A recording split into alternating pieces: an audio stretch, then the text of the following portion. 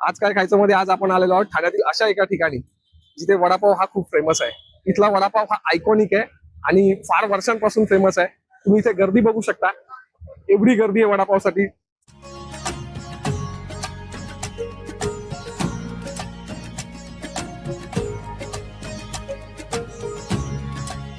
हा आपल्या हातात आलेला आहे आजचा हिरो. आणि हा बघा तुम्ही, हा आहे इथला बी फेमस गजानन वडापाव. तर मी आता यांची आयकॉनिक चटणी ट्राय करणार आहे, पण पावासोबत ट्राय करूयात.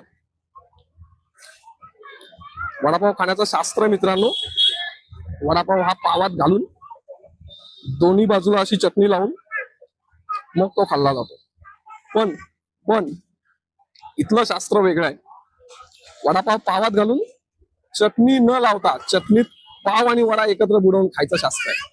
हे अशा प्रकारे मला ते पकडता येत नाही हातामध्ये व्यवस्थित, पण